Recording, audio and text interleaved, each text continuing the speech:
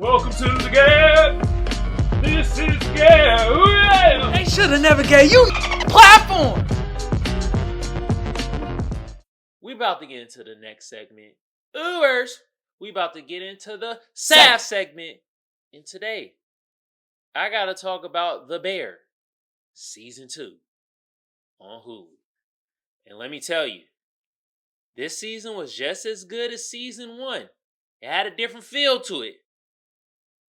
Until it was like, there's a couple episodes that gave me that old Season 1 feel of The Bear. I know some of y'all out there like, what you mean the old feel of Season 1? What are you talking about? And I'm like, did you watch it? Huh? Because you did, it gave you max anxiety. God damn. Season 1, I was on the edge of my seat like, what the? Oh, no. Not another problem. Oh, is this how the restaurant industry is? You're always stressed out. I understand. You be like, damn it, who put the pudding right there? Now it's on the floor. Now we gotta redo it. It's gonna mess us up 2 minutes. And you like, yeah, it's only 2 minutes, right? But in restaurant world, 2 minutes is a lifetime. Okay? Especially a high-end restaurant. Jeez. Man, that anxiety was pumping. Pop, pop, pop. Season 2, I say the episode after the family episode, that's when it started. And that was like episode 6. So kind of like the second half of The Bear, you start getting that anxiety. And you're like, oh my God. Oh, another mistake. Oh, Lord. Especially the last episode. Oh, my goodness.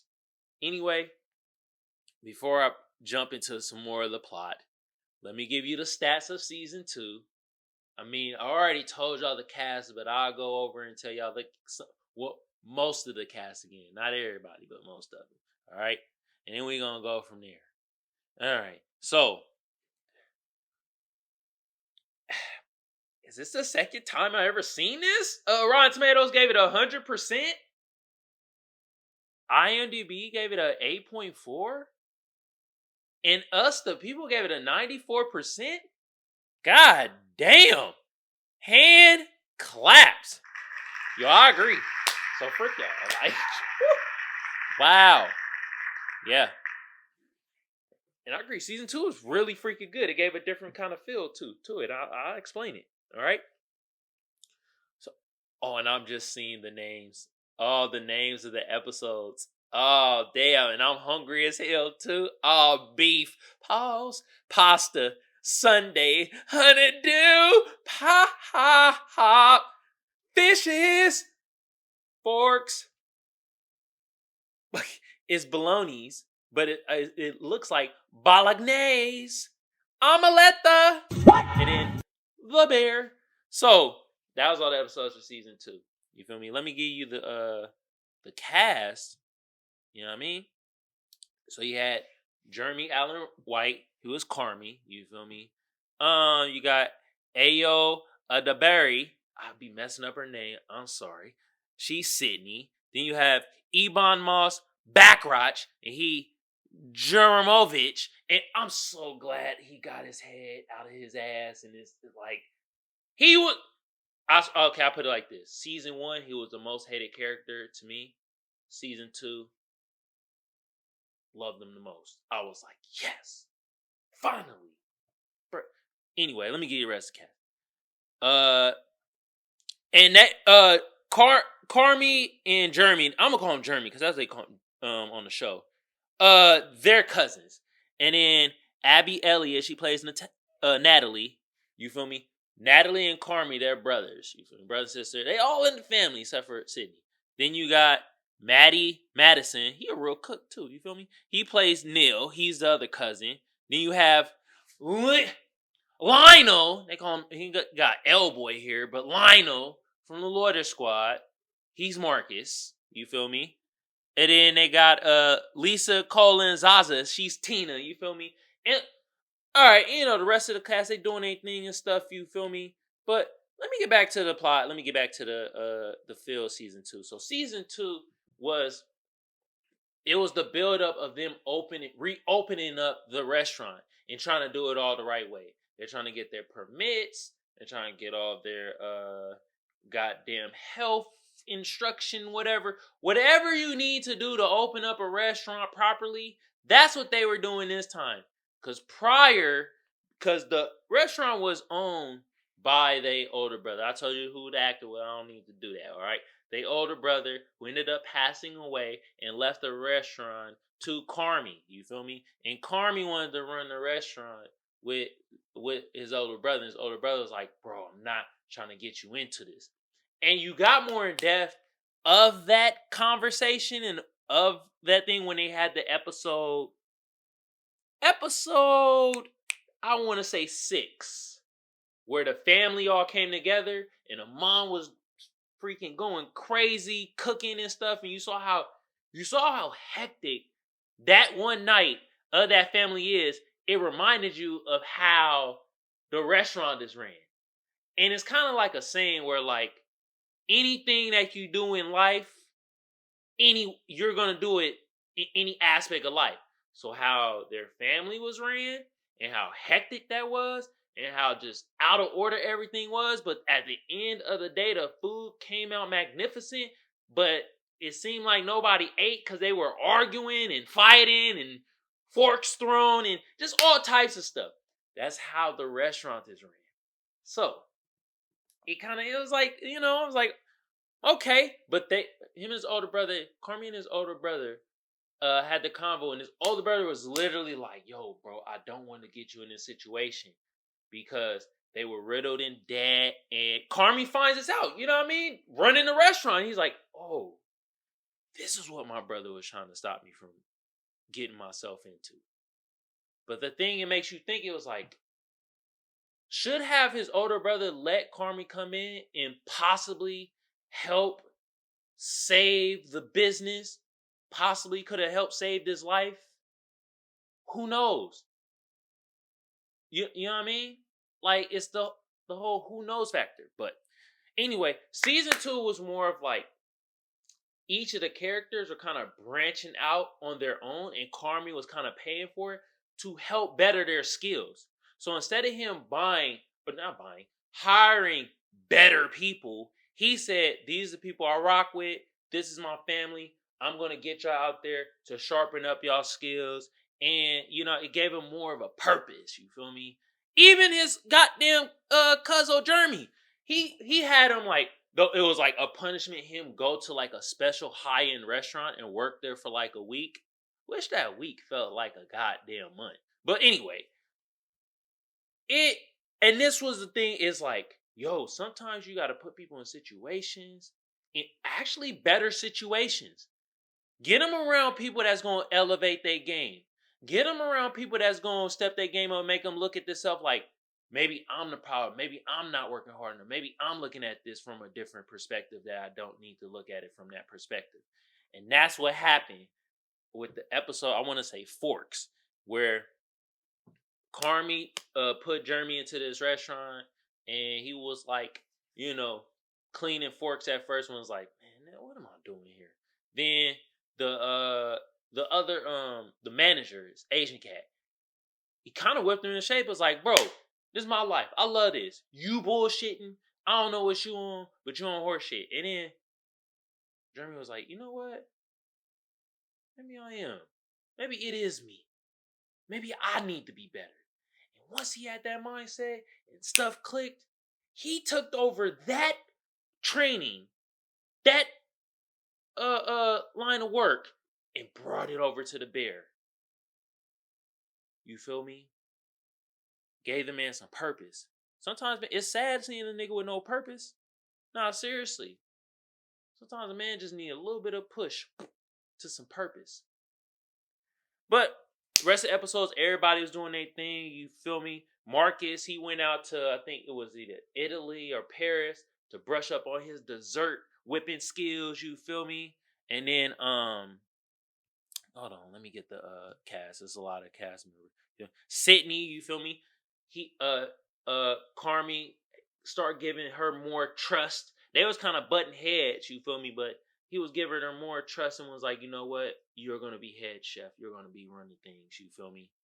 And they were doing all of this, you feel me, while renovating the whole shop and trying to get their permits and everything together. So, of course, it was like some button heads, some arguments and shit. But everybody, as they were arguing, they were getting closer.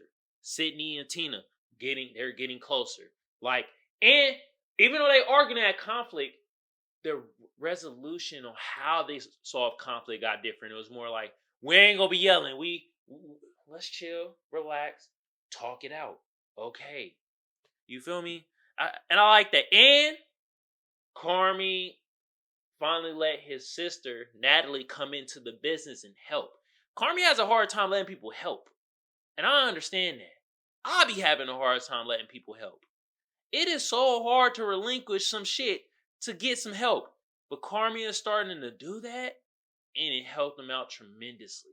You feel me? And I always think that was one of the main things that they were trying to throw at us with this season was everybody was branching out on their own and doing their own form of greatness. And Carmi was letting them instead of trying to dictate shit. Yeah. Dictate. I said dictate.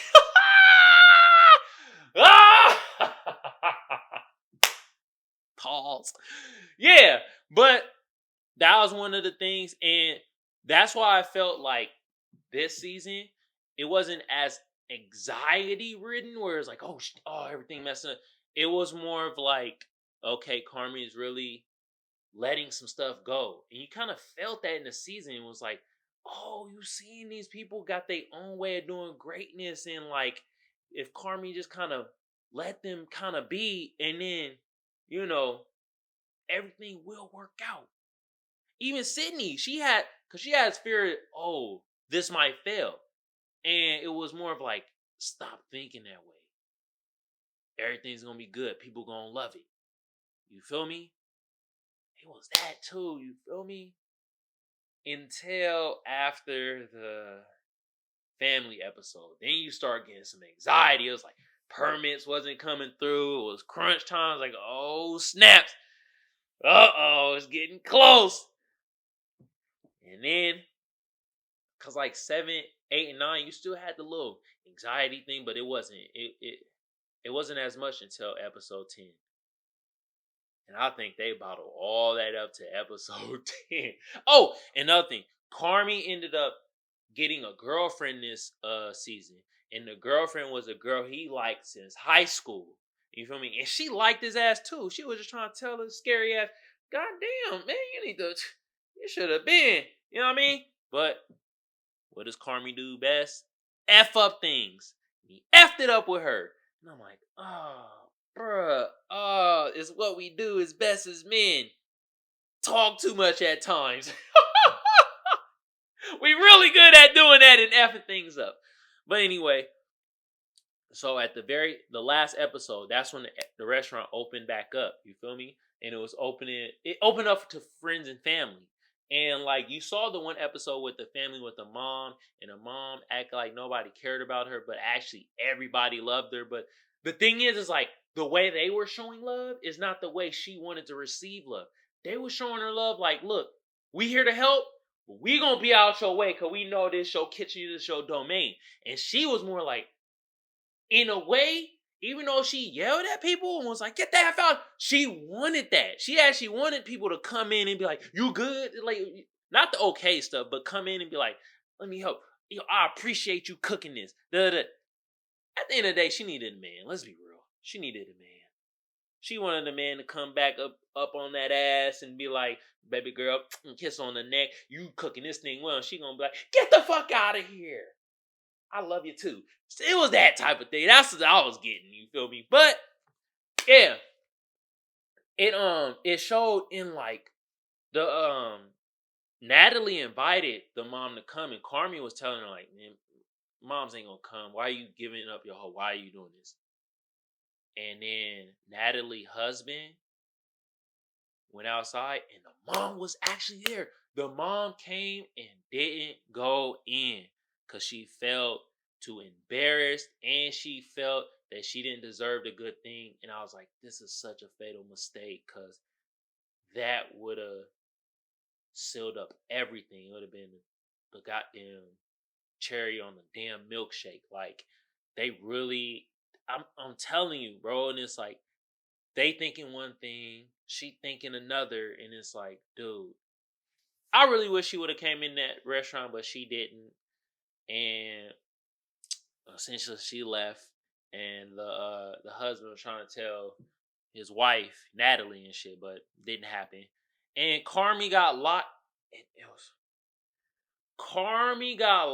in the damn fridge, and because he got distracted by a call from his girlfriend, instead of him just being like, let me answer my girlfriend. Hey, I'm busy right now. I'm gonna call you back later. Boom. And call the goddamn fridge guy. He just kind of froze and just started getting too much into his head.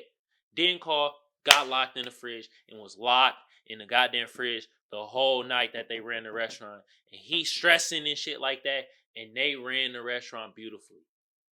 He did his part as a leader to lead these people, and he still, at the end of the day, the world forced him to have to believe and trust his damn team. And the way the world works is like it really did sit him down like, yo, you have to trust your team. And they ran the restaurant beautifully. Everybody did their part. Everybody helped.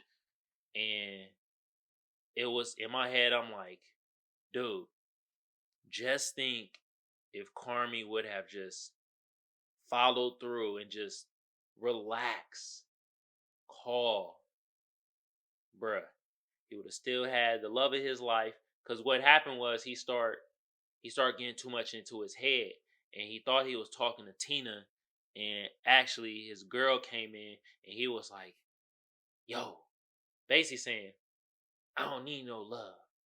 Love is distracting me. This is why I didn't want her around, because now I'm distracted and I don't deserve it and this and that. And it's like, damn, the way you talking, you sounding like your mom. And his girl heard that and was like, man, if that's how you feel, I'm out of here. He lost the love of his life. For now, I mean, season 3, he might get her back. But, hey, I'm just like, dude, oh, bro, you got to work on yourself more, bro.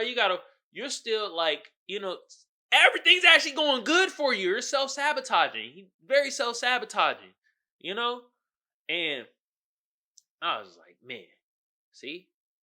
Moral of the story is, when your girlfriend calls, just answer. She probably would have reminded your ass. Hey, did you hit the fridge guy up, right? God, you know what? You right. I was about to call him. Answer your girlfriend. You feel me? Man. But that was the last episode.